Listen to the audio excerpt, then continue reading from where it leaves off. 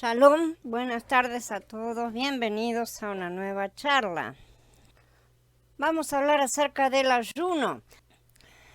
Pero antes de encarar de lleno el tema del ayuno, vamos a hablar brevemente del llamamiento de Matías, que es una cosa cortita. Leví tiene una nueva carrera. El propósito fundamental de Lucas al escribir su evangelio fue presentar a Masías como el Hijo del Hombre, mostrar que la Besorá era para todos por igual. Por esta razón presenta a hombres y mujeres con una luz positiva, judíos y no judíos, ricos y pobres, respetables y no tanto, como publicanos y pecadores. La historia del capítulo 5 de Lucas sobre el hombre que fue bajado por el techo para obtener la curación de Yeshua fue un buen ejemplo de la dificultad que tuvieron algunos para acercarse a Yeshua. La multitud le bloqueó el acceso a Mashiach, por lo que atravesaron literalmente el techo como si los obstáculos de los hombres fueran superados por el cielo mismo. El simbolismo aquí describe también la dificultad que las mujeres, los no judíos y los publicanos experimentaron a menudo para acercarse a Elohim debido a la actitud cultural de la gente misma. Pero esta historia, situada cerca del comienzo del relato de Lucas sobre los primeros ministerios de Yeshua, muestra la voluntad de Mashiach de sanar al hombre si pudiera encontrar un camino más allá de la multitud que se interponía en su camino. Porque Yeshua le dijo, amigo, tus pecados te son perdonados. Lucas no da ninguna indicación de que el hombre fuera un pecador especial que necesitaba perdón. Había venido para curarse, pero Yeshua aprovechó esa ocasión para mostrar la autoridad del Hijo del Hombre. Mostró que la autoridad para perdonar el pecado se deriva de la misma fuente que la autoridad para sanar. Al decirle al hombre que resucitara, es decir, que se pusiera en pie, que se levantara, Yeshua también recurrió a la terminología de resurrección o de levantarse a una nueva forma de vida. Al final, resucitar a los muertos está relacionado con el perdón de los pecados. En el gran trono blanco, donde el Hijo del Hombre recibe autoridad para juzgar al mundo, resucita a los muertos y perdona sus pecados. Por supuesto, hay una medida de juicio dictada al mismo tiempo, representada en Daniel 7 como el río de la ley de fuego de Elohim. Pero tal juicio fue diseñado para ser correctivo, destruyendo al pecado y la antigua forma de vida a fin de perdonar y restaurar al pecador. La ley fundamental por la que este perdón es posible es la ley de derechos de las víctimas. Yeshua vino como el Hijo del Hombre para morir en el madero, asumiendo la responsabilidad por el pecado del mundo. Al hacerlo, se convirtió en víctima de todos los pecados cometidos desde los albores de los tiempos. Como víctima, se le dio el derecho de perdonar todos los pecados y de extender ese perdón por igual e imparcialmente a todos los hombres. Todos los hombres son víctimas del pecado de Adán. También debemos tener en cuenta el hecho de que todos los hombres fueron víctimas de este pecado. Romanías 5:12 nos dice que el pecado de Adán fue imputado a todos los hombres, con el resultado de que todos los hombres debían pagar la pena de muerte por el pecado de Adán. No solo todos los hombres fueron hechos mortales por el mismo pecado de Adán, sino que la mortalidad creó enfermedades que acortaron aún más sus vidas. Asimismo, como Matías 18:25 nos dice que toda la propiedad de Adán fue vendida para poder pagar la deuda por el pecado, ¿no es cierto? Esta cosa fue todo vendido absolutamente. El Estado era la creación misma y por eso toda la creación gime y sufre mientras se espera su redención, dice Romanías en el capítulo 8. En otras palabras, todos los hombres e incluso toda la creación son víctimas del pecado de Adán. Un hombre causó el problema y un hombre, otro, resolvió el problema. Debido a que toda la creación fue afectada, Mashiach vino a liberar toda la creación para revertir los efectos del pecado de Adán. Todos estamos siendo víctimas de la mortalidad, o sea, de la muerte, sí, la enfermedad y la parálisis, pero Yeshua vino para revertir esto y restaurar los derechos de todas las víctimas. Este es el propósito subyacente del ministerio de curación de Yeshua, ya que él sana a las víctimas del pecado de Adán y también perdona sus pecados. El resultado se ve como en los siguientes pasuquín. De inmediato se levantó en presencia de ellos, tomó la camilla en la que estaba acostado y se fue a su casa glorificando a Elohim. El asombro se apoderó de todos y glorificaban a Elohim, se llenaron de temor y decían, hoy hemos visto maravillas. Esta historia es una parábola de un mayor cumplimiento que sucederá en el gran trono blanco, donde su autoridad para perdonar y sanar resultará en que toda rodilla se doble ante él y toda lengua confiese que Yahshua HaMashiach es el Adón. Esta es una cita suelta, una cita de Yeshayá en el capítulo 45, donde el profeta nos dice que ellos jurarán lealtad a Mashiach. En otras palabras, se convertirán en verdaderos creyentes en lugar de ser condenados a vivir eternamente encerrados en un círculo interminable de desobediencia, blasfemia y dureza de corazón en un infierno, como se enseña tan a menudo en los círculos creyentes. La Besorá de Lucas, entonces, reconoce la ley de los derechos de las víctimas porque Mashiach vino a revertir la victimización que fue impuesta a la creación a través del pecado de Adán. La espiral de la muerte de la creación debilitó a todos los hombres con la enfermedad de la mortalidad, lo que hizo que todos los hombres pecaran. Por lo tanto, como el pecado entró en el mundo por un hombre y por el pecado la muerte, así la muerte pasó a todo el género humano, en el cual todos pecaron. El relato de Lucas, del hombre paralítico que fue bajado por el techo, está intercalado entre el leproso y el publicano, ¿sí? El recaudador de impuestos. El leproso representa a todos los que son víctimas de la mortalidad, mientras que el publicano es un ejemplo de los que pecan por ser mortales. En cada caso, Yahshua ofrece tanto sanidad como perdón. El leproso es sanado físicamente y el publicano espiritualmente. La curación es un derecho de la víctima. La restauración a la vida en Mashiach es el derecho de otra víctima. La historia de Leví, entrelazado con todo esto está el hecho de que tanto los leprosos como los publicanos eran marginados en la sociedad de Yahudá y prohibidos en el templo y la sinagoga. Se les negó el acceso a Elohim, pero encontraron acceso a Yahshua, quien los restauró mediante la curación y el perdón. Después de esto, Yahshua salió y vio a un publicano llamado Leví sentado en el lugar de los tributos públicos y le dijo, sígueme. Él, dejando todo, se levantó y lo siguió. Leví también es conocido por nosotros como Matías. Leemos esto en su Besorá, en el capítulo 9, pero al pasar Yahshua de allí, vio a un hombre llamado Matías sentado en la oficina de impuestos y le dijo, sígueme. Él se levantó y lo siguió. Por lo tanto, Leví el publicano es Matías, el discípulo y más tarde apóstol. Leví era su nombre hebreo. El doctor Bullinger dice que Matías era su nombre arameo. También dice que Matías es una abreviatura de Matías, que parece ser la forma griega. En fin, muchas personas en esa época tenían más de un nombre. A menudo reflejaban diferentes idiomas. En el fluir de la narrativa de Lucas, esto ilustra nuevamente la autoridad del Hijo del Hombre para perdonar el pecado. Yahshua hizo un simple llamado al discipulado, sígueme. Seguirlo significaba cambiar su carrera y comenzar una nueva forma de vida. Tal cambio es el resultado del arrepentimiento. Yahshua no tuvo que decirle que se arrepintiera o que guiar al hombre o que tuviera que haber guiado al hombre una confesión verbal de fe, ¿sí? Como se acostumbra a hacer hoy. Todo eso estuvo inherente en la respuesta que tuvo Leví. Las palabras son buenas, pero Elohim está más interesado en la acción.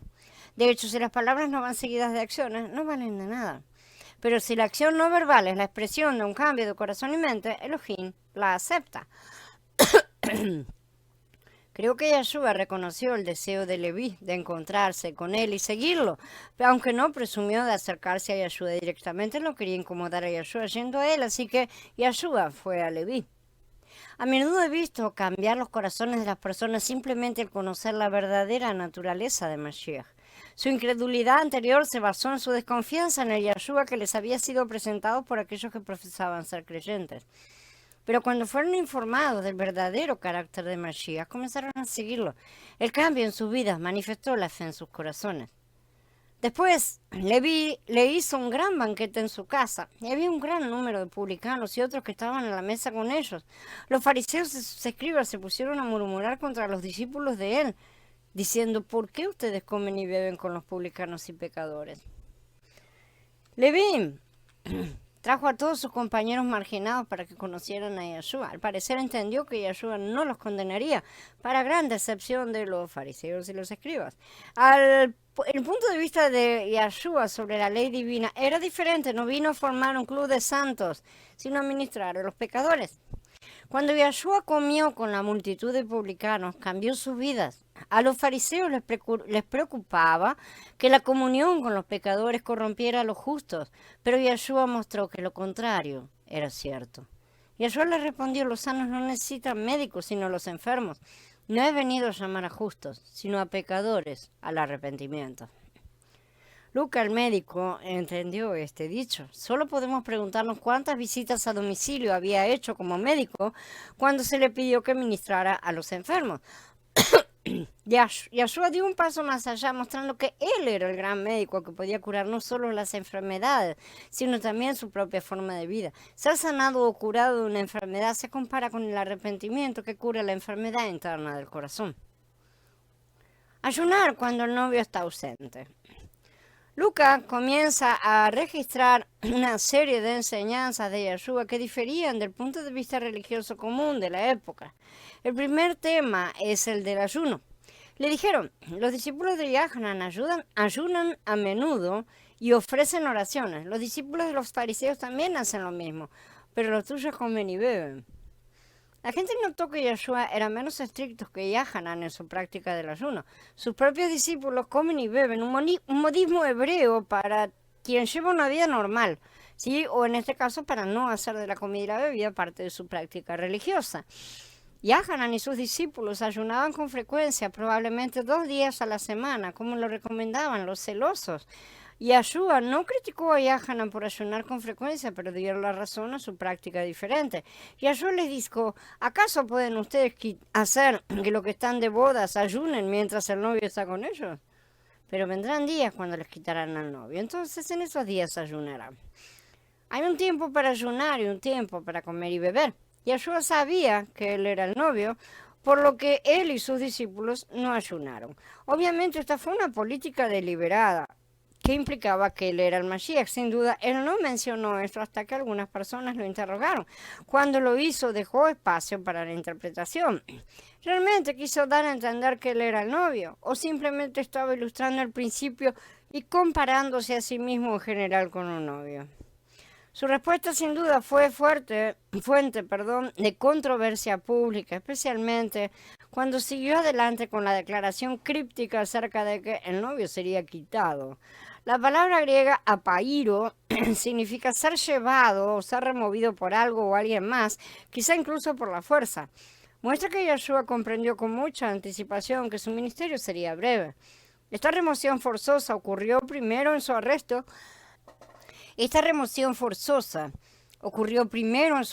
y muerte en el madero y luego, en segundo lugar, en su ascensión. En ambos casos fue quitado. En el sentido inmediato, Yahshua ministró aparte de Yahanan y Yahanan se identificó a sí mismo como un amigo del novio. Entonces los discípulos de Yahanan ayunaron porque Yahshua no estaba cerca de Yahanan ni tenían ministerios separados. En el sentido más amplio, cuando Yahshua ascendió al cielo, sus discípulos comenzaron a ayunar, aunque prometió estar con ellos siempre. Sin embargo, está claro que su presencia espiritual después de la ascensión no fue suficiente para evitar que ayunaran. De la misma manera, dado que el ministerio de Yahanan representó el de Elías, donde preparó el camino para la presencia de Mashiach, el ayuno puede verse como parte del ministerio de Elías o del ministerio de Elisha, mientras nos preparamos para la segunda venida de Mashiach. La necesidad de ayunar en sí misma implica que nos falta algo, ya sea la falta de la presencia personal de Mashiach o de alguna revelación o entendimiento que él podría proporcionar fácilmente si estuviera presente. El ayuno entonces se hace generalmente para recibir revelación, dirección o entendimiento del cielo. Este principio también se ve en la discusión de Shaul en Corintios 4, donde habla de disputas entre los creyentes. Se necesita revelación para resolver tales disputas. El contexto de los 2 primeros pasukim muestra que Shaul estaba siendo condenado por su revelación de los misterios de Elohim. Así que todos deben considerarnos simplemente como servidores de Mashiach y mayordomos de los misterios de Elohim. Ahora bien, lo que se requiere de los mayordomos es que a cada uno lo hallen fiel. Para mí es poca cosa que me juzguen ustedes o cualquier tribunal humano, pues ni siquiera yo me juzgo a mí mismo. Los misterios de Elohim son inevitablemente examinados, cuestionados y discutidos porque son verdades que antes eran desconocidas y fueron mantenidas en secreto en la mente de Elohim.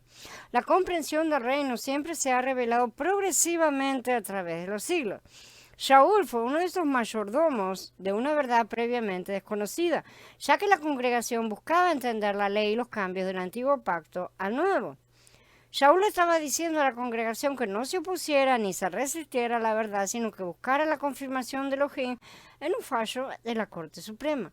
De hecho, Shaul ni siquiera se atrevió a juzgar su propia revelación. Yo ni siquiera me examino a mí mismo, dice. El que me examina es el Adón. En Romanín 14 agrega, ¿quién eres tú para juzgar al siervo ajeno? Para su propio amo se levanta o cae. Entonces, Shaul establece un principio muy importante en la ley bíblica. Por lo tanto, no siga juzgando antes de tiempo, sino espera hasta que venga el Adón, quien sacará a la luz las cosas ocultas en las tinieblas y revelará los motivos del corazón de los hombres. Entonces, las alabanzas de cada uno le llegarán de Elohim. Dice Corinthians Aleph en el capítulo 4-5. En nuestra congregación actual tan dividida en denominaciones, este principio de la ley casi ha sido descuidado, olvidado o rechazado por completo. Aquí también es donde el ayuno puede convertirse en una cosa importante, ya que a menudo acompaña a una apelación a la Corte Suprema para que se pronuncie sobre alguna creencia o enseñanza. El ayuno está diseñado para aclarar nuestras mentes y corazones mientras esperamos el veredicto divino para que podamos escucharlo con mayor claridad. Por supuesto, llegará el día en que la Corte Divina se establecerá en un escenario más terrenal, pero en la actualidad la Corte Suprema permanece en el cielo, por lo que requiere mayor discernimiento para escuchar el veredicto. Shaul dice que debemos esperar hasta que venga el Adón con esta decisión. Cuando da el veredicto también revela los motivos del corazón de los hombres. Aquellos que disputan la verdad pueden tener motivos ocultos, como vemos en el caso de los fariseos en sus intentos de atrapar a Mashiach. El ayuno puede ser una forma para que todas las partes conozcan su propio corazón y lidien con cualquier motivo incorrecto antes de la decisión de la Corte Divina.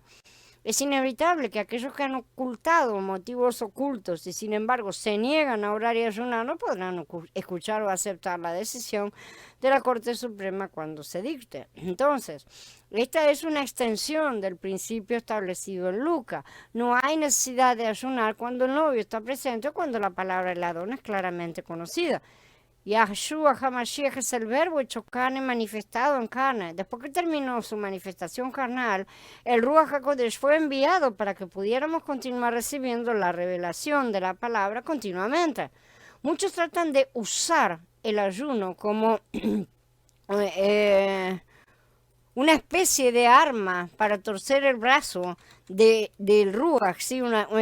Forzándolo a dar alguna revelación referente a un tema determinado.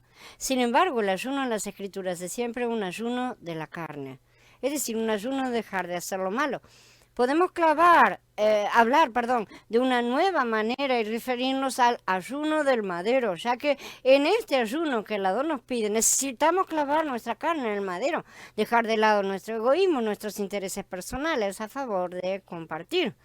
Y Yeshaya 58 ya es cosa vieja. No, el ayuno que yo deseo es desatar las ligaduras de maldad, soltar las ataduras del yugo para dejar libres a los oprimidos, romper todo yugo, es compartir tu pan con el hambriento y llevar a tu casa a los pobres, vestir a tu prójimo cuando lo veas desnudo y no ignorar a tus parientes. La palabra clave es compartir. Compartir quiere decir que daremos de lo que nosotros mismos comamos, no de nuestras obras. Es muy importante que veamos la diferencia porque de esto depende que se comprenda y aplique el amar al prójimo como a uno mismo. Dar un paquete de fideos a un necesitado y despedirlo en la puerta no es lo mismo que compartir del propio plato de comida, inclusive dejando de comer nosotros para darle a él. Compartir ropa y no la de descarte, y ayudar a otros a tener techo y comida también, es la misma cosa. para estas tareas se pueden levantar ministerios de ayuda, como los propios primeros creyentes hacían, que levantaban ofrendas por semana y las repartían a los necesitados, pero también ampliando, buscar la manera de dar espacio a los que necesitan. De manera que, como podemos ver, el ayuno no nos acerca espiritualmente. El ayuno es para que estemos en una posición correcta, para que eliminemos nuestra carne y allanemos los valles y montañas, ¿sí? Lo que implica nivelar las cosas entre nosotros y los demás, poniendo todo en un mismo nivel. Ese es el mensaje de la voz que clama en el desierto. Es compartir con lo que le falta para que al dejar de faltarles se nivelen con nosotros. Ni unos recibieron más, ni unos recibieron menos. El maná caía equitativamente para todos.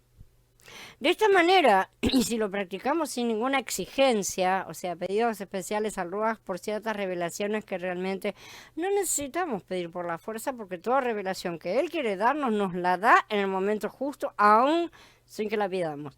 Ciertamente vamos a obtener beneficios en nuestra vida espiritual. De esta manera, es una forma de preparar nuestro Ruach, derrocar la idolatría del corazón y declarar nuestros sentidos, aclarar nuestros sentidos espirituales. Ahí sí funcionará cuando nuestras intenciones sean las correctas. Cuando dejamos que nuestra carne sea colocada en su lugar y no le permitimos preeminencias y le negamos por cierto tiempo las satisfacciones básicas, precisamente es una manera de estar domesticándola, nuestra percepción espiritual aumenta notablemente.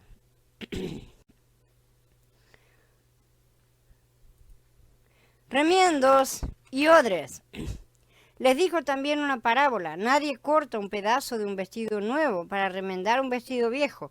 De otra forma, el vestido nuevo se rompe y el remiendo sacado de nuevo no armoniza con lo viejo. Ni nadie echa vino nuevo en cueros viejos. De otra manera, el vino nuevo se romperá los cueros, el vino se derramará y los cueros se perderán. Pero el vino nuevo debe echarse en cueros nuevos. Y nadie que bebe el añejo quiere el nuevo, porque dice: el añejo es el mejor. Es evidente que las vestiduras y los odres ilustran la misma verdad, es decir, dan un doble testimonio.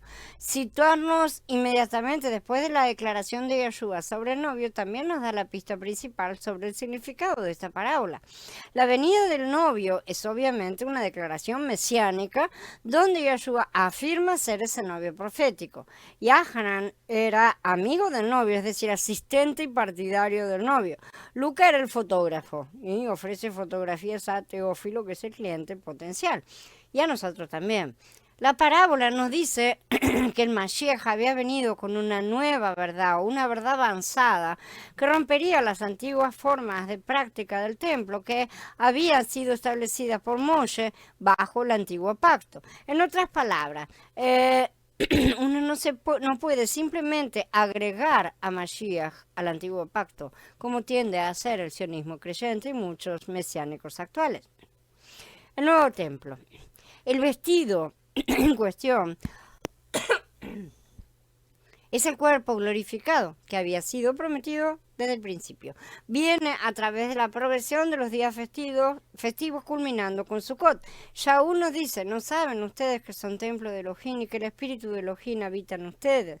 Estos templos individuales de Elohim forman colectivamente el templo profético que Shaul describe también en Efesiyim. Han sido edificados sobre el fundamento de los apóstoles y de los profetas, siendo Yeshua HaMashiach mismo la piedra angular. En él todo el edificio bien ensamblado va creciendo hasta ser un templo santo en unión al Adón. En él también a ustedes se los edifica juntamente para morada de Yahweh en el Ruach. En este sentido, cada uno de nosotros como templos somos simplemente piedras vivas en el templo profético que es el cuerpo de Mashiach. Ustedes también, como piedras vivas, están siendo edificados como casa espiritual para un sacerdocio santo, para ofrecer sacrificios espirituales agradables a Elohim por medio de Yeshua HaMashiach. Nuestros cuerpos son los nuevos templos que Elohim tiene la intención de habitar y revestir con nuevas vestiduras de salvación, como dice Yeshaya. La palabra hebrea para salvación que se usa aquí es Yashá, la raíz de la palabra Yahshua. ¿Sí? En otras palabras, Yeshaya profetizó que su pueblo sería vestido de Yahshua HaMashiach, como Shaul dice en Romaniyim. Más bien vístanse del Adón Yahshua HaMashiach y no hagan provisión para satisfacer los deseos carnales. Nuevamente también dice en Galutia, porque todos los que se sumergieron en el Mashiach se han revestido de Mashiach. Bajo el antiguo pacto, el tabernáculo de Moshe y el templo de Shlomo eran los lugares donde Elohim habitó en esos días. Elohim se vistió en esos templos en ese momento, mientras que la gente permanecía afuera. Pero con la llegada del esposo mesiánico se produjo un cambio. Elohim ya no habita en templos hechos de madera y piedra, sino que después de haber sido hecho Ruach vivificante, Yahshua entra en cada nuevo creyente, haciéndonos a todos piedras vivas. Ahora bien, una piedra no hace una edificación. ¿Sí? Esta fue la tarea parcial de la era de Shavuot, pero estamos casi a las puertas de la era de Sukkot, donde el Adón levantará ya el edificio terminado de su cuerpo, formado por todas las piedras vivas que en verdad se han dejado trabajar. Entonces, y porque la idea de la nueva Jerusalén es antigua, le fue claramente revelada a Shaul, no le fue dada aún una revelación plena y completa, a pesar de todo. Shaul vio que la intención de Yahshua era levantar un templo no hecho por manos humanas, pero no pudo verla en sus detalles porque no era el tiempo. Hoy podemos comprender que muchos se hubieran desanimado si se les hubiera revelado que antes de edificar la casa era necesario hacer los ladrillos y que el asunto llevaría 40 jubileos. No es cierto.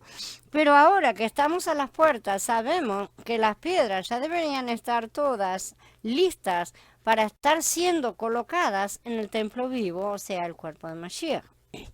Entonces, volviendo a la época de Yahshua, hablamos de las piedras como templos, porque el templo, o sea, el cuerpo, está hecho de pequeños templos, siempre fractalidad.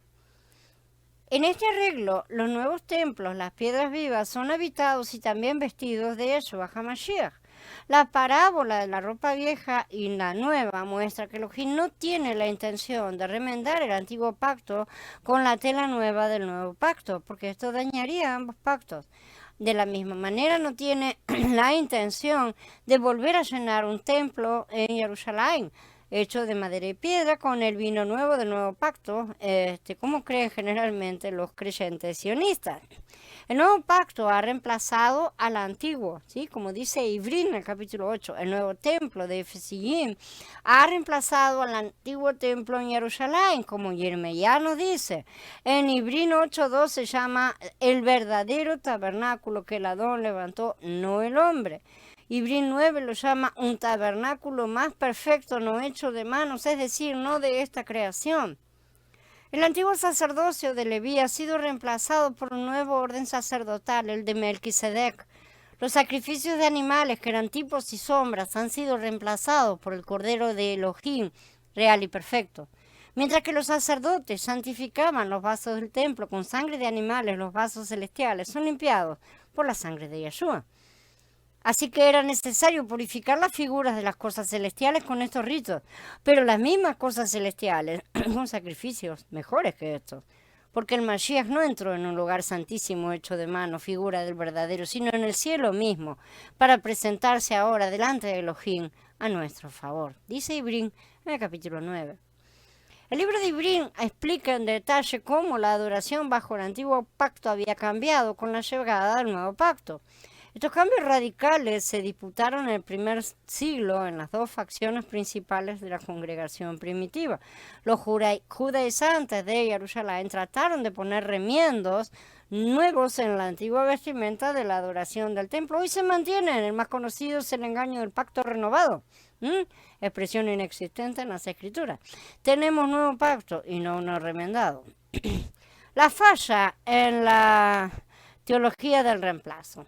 Esta es la verdadera teología del reemplazo que se prefigura en parábolas en Lucas, 36 se enseña claramente en el libro de Ibrim. Sin embargo, la teología del reemplazo como doctrina de la congregación actual tiene un defecto que los creyentes sionistas pudieron explotar en su intento de convencer a la congregación de que buscara el restablecimiento de la adoración del antiguo pacto en la era venidera. Este defecto está en la idea de que los judíos fueron reemplazados por la congregación como nuevo pueblo elegido. Los judíos no fueron reemplazados por nadie. Sí, lo que sucedió fue que había dos clases de judíos, no solo en el primer siglo, sino también en los días de Yirmeyá y a lo largo de toda la historia de Israel y Judá. Yirmeyá 24:2 lo describe como higos buenos e higos malos, porque la higuera era el símbolo de Judá. Los higos buenos fueron aquellos que se sometieron al fallo de la corte divina cuando Elohim vendió a Judá y a Jerusalén en manos del rey de Babel. Los higos malvados eran aquellos que no solo se negaron a arrepentirse, sino que también se negaron a someterse al juicio de Elohim, como dice en Yirmeyá 24. La misma distinción entre higos se trasladó al primer siglo. La mayoría de los higos en esos días irritaban a Roma y se negaban a someterse al juicio divino, por lo cual Elohim los había vendido como esclavos a los 4 imperios de las bestias. Roma era el cuarto imperio al que Elohim había elegido para tener el mandato de dominio.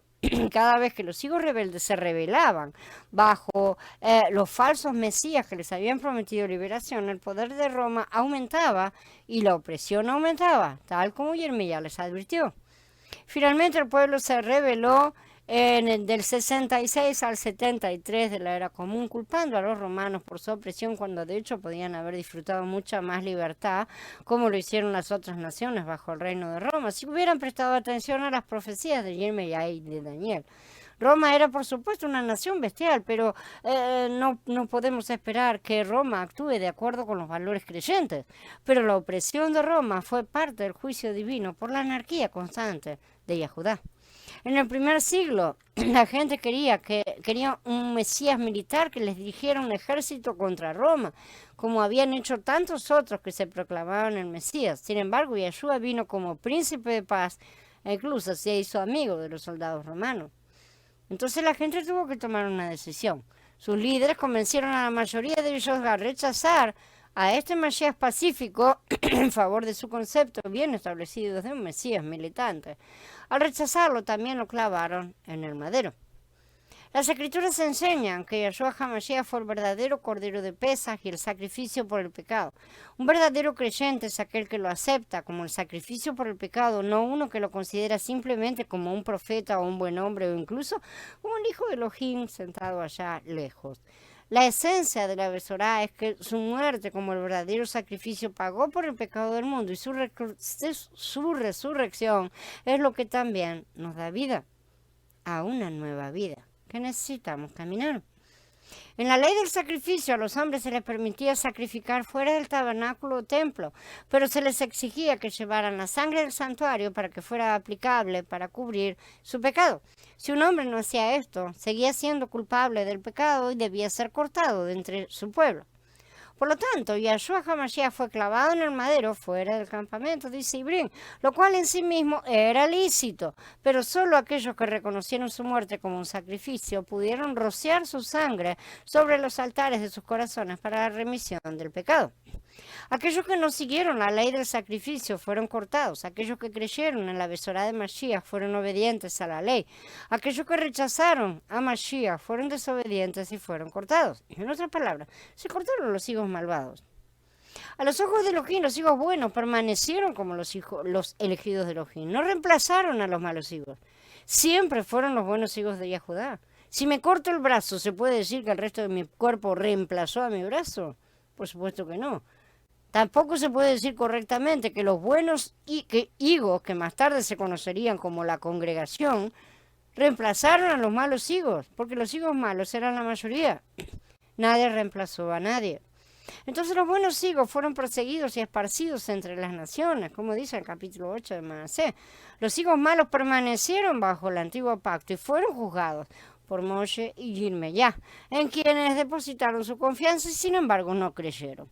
A los higos buenos dispersos que fueron elegidos, se unieron muchos griegos, romanos e israelitas, ex-israelitas de la dispersión y otros grupos étnicos según la profecía de Yeshayá. Nadie es parte de esta verdadera congregación sin la fe en Yeshua HaMashiach. Nadie puede unirse a la verdadera congregación firmando una tarjeta de membresía de alguna organización de la tierra. Para ser parte de la verdadera congregación, uno debe seguir las leyes del sacrificio y aplicar la sangre del verdadero sacrificio a los altares de su corazón. Esta ley, dijo Moshe, se aplica no solo a los israelitas genealógicos, sino también a los extranjeros que habitan entre ellos. En otras palabras, todos los hombres deben tener fe en Yeshua HaMashiach y por eso son justificados ante Elohim. Por esto son sus nombres inscritos en el cielo, dice el capítulo 12. Cuando entendemos la falla en la doctrina de la congregación en cuanto a la teología del reemplazo, entonces podemos corregir esa falla. De hecho, se reemplazaron muchas cosas, incluido el método completo y el lugar de adoración. Sin embargo, no es exacto decir que la congregación reemplazó a los yahuditas. En cambio, debemos reconocer que los buenos hijos de Yahudá fueron siempre la verdadera congregación, porque ellos fueron los verdaderos creyentes del principio.